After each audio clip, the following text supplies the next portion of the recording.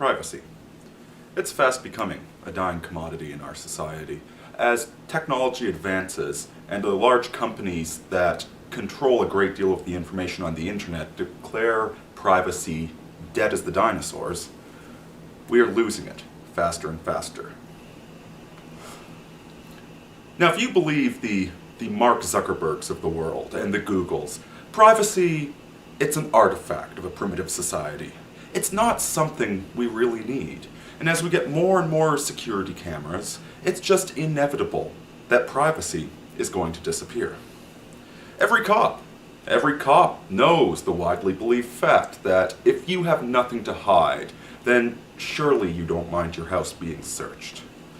And given how inevitable this all is, the advancement in communication technologies, the advancement and miniaturization of video technology, the ease of sharing information, the omnipresence of security cameras, the society we're heading to is one with no privacy.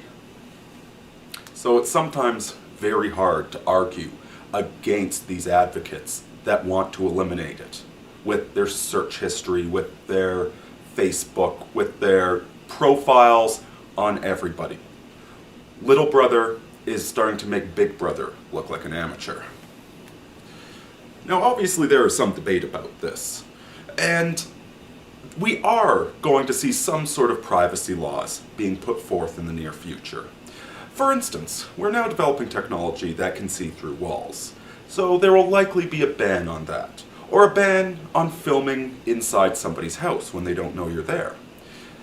And yet, despite these type of laws, this is still going to be destroying privacy on a fundamental level. It's all about the nature of the debate. Because even if you have that law protecting a stranger from filming inside your house, when people are wearing Google Glasses, when they can have miniaturized voice recorders on their smartphones, when they can archive conversations you have online, you can never assume that somebody's being genuine. And that is the true danger of all of this. What the Mark Zuckerbergs and the Googles and the other autists of the world fail to recognize is something that's blindingly obvious to any novelist. Quite frankly, a well-written character is going to behave differently with each different person that character interacts with. Think about your personal lives. You don't talk to your mother the same way you talk to your girlfriend or that you talk to your brother. You're a slightly different person in each one of those situations. This is what privacy is threatening. Personal intimacy is being destroyed by the present regime. To have an intimate moment with somebody, be it your friend or be it a loved one, you need a guarantee of privacy. You don't have an intimate moment at a giant party where everybody's talking and eavesdropping on your conversation. To truly bond, to truly connect with somebody else, we need the freedom to speak while knowing that there are no recording devices in place, that nobody is secretly listening into this call, that there's no creeps and voyeurs. They're going to take some personal tidbit and use it to attack us in the future. In Mark Zuckerberg's world, we would not have this freedom. And that is what it's being stolen from humanity. That is the real argument. It's not about having nothing to hide. It's about being able to know that when I'm talking to my friend, there isn't some mall security eavesdropping on us, that there isn't some enemy creeper that wants to record personal details. Just the suspicion of being recorded is all that's needed to destroy that. But the sad thing is, the technology is inevitable, isn't it? Quite frankly, the problem isn't the technology. The technology is making the problem public. It's bringing it to the fore right now. But the real problem is the gossips. It's the rabbit people. We, my viewers, are the wolf people, as described by Anonymous Conservative. And we're not the ones that would go out spreading rumors, spreading hate about somebody. Let's consider the rabbits for a moment, and let's consider the embarrassment hate videos that get spread around on the internet nowadays. There was a video some time back of a young lady sitting in a hot tub with a bunch of people. The camera happened to be rolling, and she was overcome with a bout of diarrhea. Absolutely mortified, the water turned brown, and the jerk that was filming this put it on the internet. This young lady had done nothing wrong. She'd suffered an ailment, something any of us could suffer. And yet this jerk puts it on the internet to spread her embarrassment as far and wide as possible. For no reason. Possibly out of a personal vendetta against her. But she hadn't done anything wrong. She hadn't stolen a candy bar. She hadn't punched somebody in the back of the head. He did this purely to hurt her feelings, to embarrass her. And this is exactly how the rabbit people work. See, the rabbit people, they are bullies and they are cowards. The two words are completely synonymous. They run away from everything. They're desperate for group identity. They need to belong. They are full of terror at all times, and their amygdalas do not function properly. And so when one of these rabbit people sees somebody else doing something that's embarrassing, all of a sudden they have an opportunity to pull somebody down a peg, to go hurt somebody else, to get the whole herd of rabbits attacking this one person.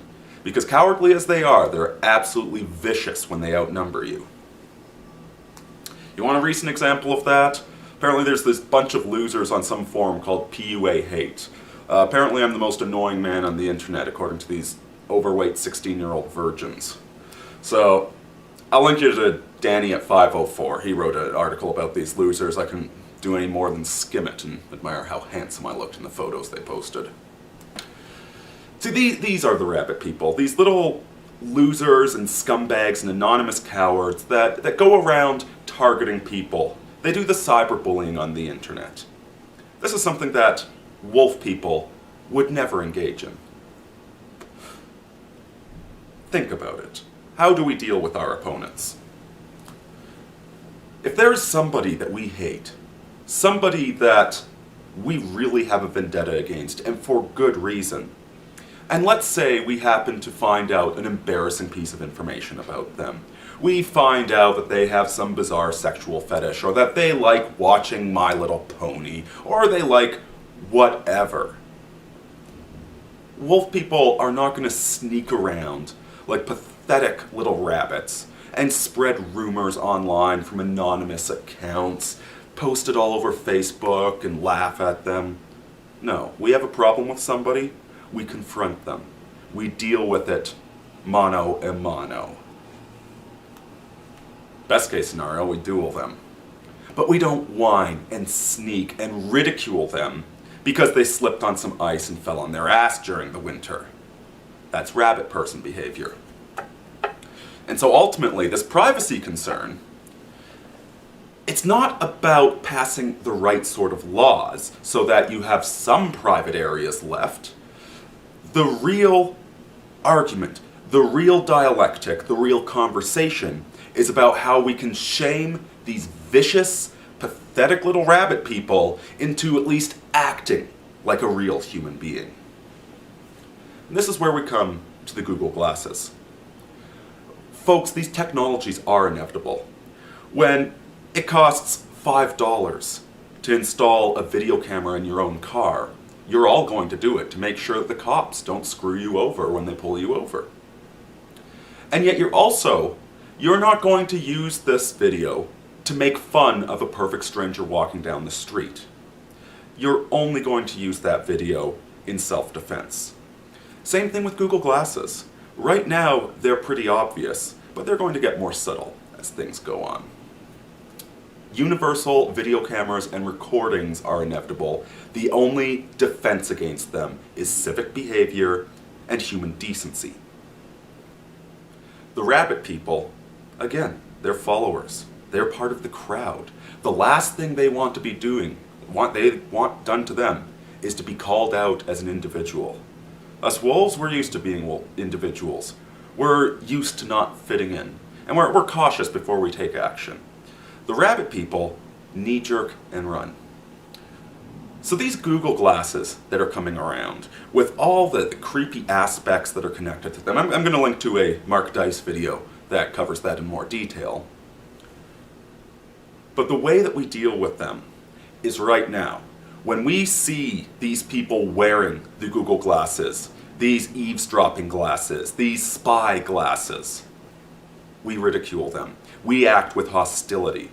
We aren't afraid of standing out from the crowd. And personally, if I see anybody walking down the street, I'm going to very brusquely confront them and ask if they're recording me, and ask if they're a creeper, and undermine that confidence and make them feel weird. Accuse them of cyberbullying. Accuse them of enjoying watching people, watching these embarrassing videos online.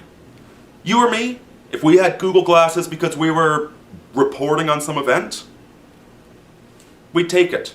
We wouldn't be offended. We'd be fine. And we'd say, no, I don't do that kind of bullshit. I'm a civilized human being. And then we'd carry on with our day. These rabbit people are going to be terrified. Look closely, watch their behavior, because if you confront them correctly, if you accuse them of being a bad dog, no biscuit, using the buzzwords that are currently dominating the media, you will see a physical reaction. Bonus points if you can cause them to be nauseous. In the long run, we can't do anything about this. But right now, we've been letting the rabbits run society for too goddamn long. That's why human decency is a thing of the past. So right now, these Google glasses, this is the perfect opportunity to start instilling some standards back into the population. Aurini out, folks.